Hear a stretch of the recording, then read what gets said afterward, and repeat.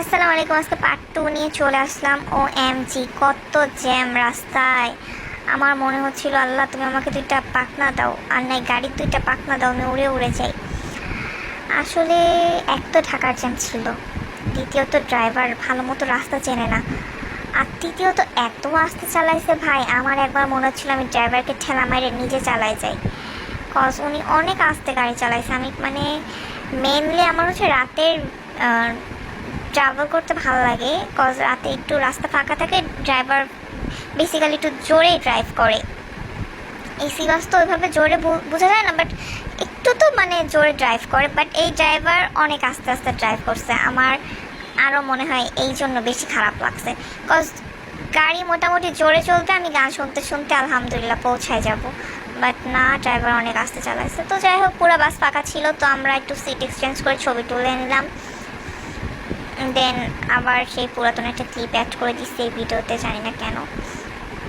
তো যাই হোক, এই তো বাস পুরাটা ফাঁকাই, দেখেন আমরা দুই বোন আর পিছিয়ে হয়তো বা দুইটা যাত্রী ছিল। তারপরে এই তো দেখেন রাস্তায় কি পরিমাণ জ্যাম। অবশ্যই দিন বৃহস্পতিবার ছিল, গতকাল বৃহস্পতিবার ছিল, তার জন্য হয়তো রাস্তায় অনেক জ্যাম ছিল, বাট আলহামদুলিল্লাহ ঠিক মতো পৌঁছাইতে পারছি, এটাই অনেক। তারপরে এখন হচ্ছে মালিবাগ চলে যাব। এই তো মালিবাগ যাওয়ার আগে যেই রেল ক্রসিংটা পড়ে এখানেও বেশ কিছুটা সময় দাঁড়ায় থাকতে হয়েছে, কজ দুইটা ট্রেন ক্রস করার পরে আমরা মালিবাগের কাউন্টারে যেতে পারছিলাম।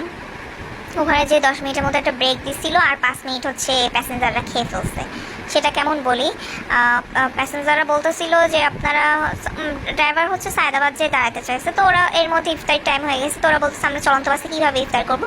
বাট ভাই, ওই চলন্ত বাসে ইফতার করতে হয়েছে, বাস কোথাও দাঁড়ায়নি, বাস সায়দাবাদের উদ্দেশ্যে যাচ্ছিল, অ্যান্ড আমরা ইফতার বাসেই করছি। তাহলে খালি 5 মিনিট মারামারি করে কি দরকার ছিল। আর খালি যে রোজা আমরা ছিলাম প্যাসেঞ্জার তা তো না, ড্রাইভারও তো ছিল, হেল্পারও ছিল, তো তারাও তো ইফতার করবে, তাদের কথাও তো ভাবা উচিত। তো খালি তারা ঝগড়া করছে। তারপরে তো মালিবাগ কাউন্টারে এসে আমি তোমাকে দেখাই নিলাম।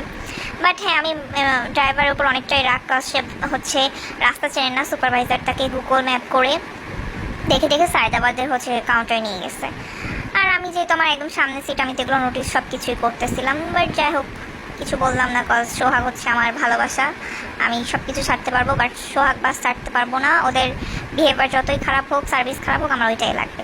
Thank you for watching.